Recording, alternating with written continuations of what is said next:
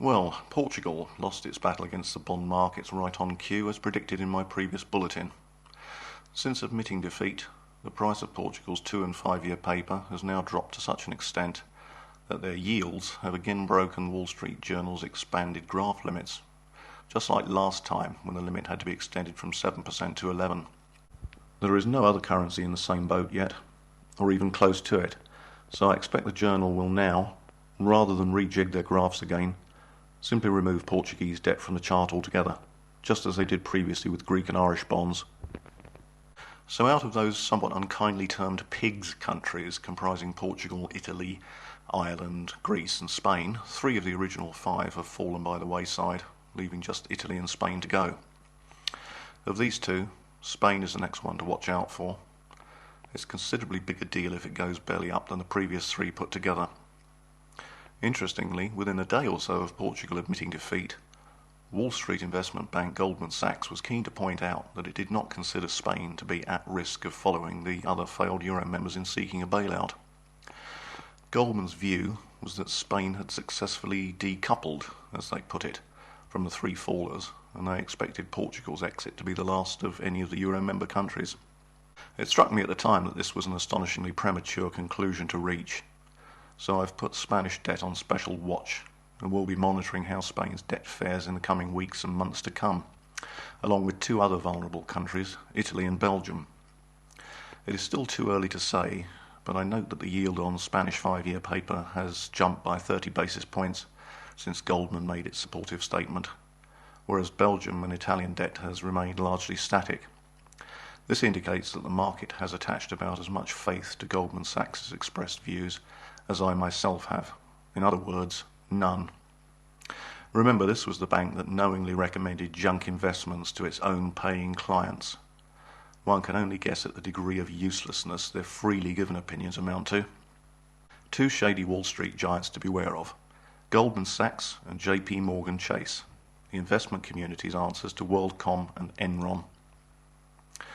One outstanding side effect of the Euro debacle is that the UK sovereign debt, which we all know is far too high for comfort, actually shows the country to be in quite a favourable position in terms of how the markets assess its risk, even against the mighty Germany. Yes, it's incredible but true. The interest rates the Germans have to pay on their sovereign debt is now marginally higher, though nevertheless higher, than the UK has to pay on its borrowings. Both countries are trading narrow spreads, fractionally above US Treasuries.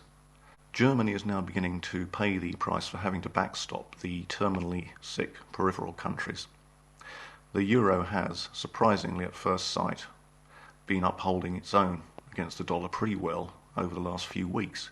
Various setbacks that would otherwise have sent it into a tailspin have been shrugged off by the markets. For example, further downgrades of Irish debt. But this is more to do with a lack of faith in the dollar than any genuine optimism over the Eurozone. You may recall the ratings agency Standard & Poor's has now put the US on a negative outlook, which, whilst leaving the country with its AAA rating intact, signals that the country must get its deficit in order as a matter of urgency, or risk losing it, which could prove catastrophic. One other thing I have to mention, which is of great importance, is to clarify the position with respect to so-called bailouts of Ireland, Greece and Portugal. The term is very misleading. A bailout in this context is not a handout. It's not the same thing as writing off or writing down a debt and saying no more about it. Rather, these 3 countries have only been given further credit on slightly more affordable terms than the markets alone would provide. They are still required to pay the money back that they are getting in emergency loans from the ECB and the IMF. Consequently, we cannot simply forget about them. They haven't gone away. They're still weighing down the world's balance sheet. And if one or more of them should default, we're all back to square one again. As a final clarification, the terms default and restructuring need explaining. There are various ways a debtor country can misbehave towards its creditors, in exactly the same way as a householder can misbehave to his or her building society or finance company. The word default in economics and banking could be satisfied by something as simple as making one late payment. Most people, however, seem to assume that default means the total inability or willful refusal to pay any money back at all. This is not correct. Similarly, the word reconstruction or restructuring implies a default on the terms of the loan, since it involves rescheduling the repayments, for example, extending the repayment period to reduce the monthly amount paid. For the last word for this bulletin, I would simply say that from what I have seen from a great number of news sources is that flat-out default, as in go to hell, we're simply not paying anymore, is a real possibility that no one is prepared to admit to, but nevertheless, the cold hard figures all point to. The country most likely to say enough's enough first is, in my view, Greece.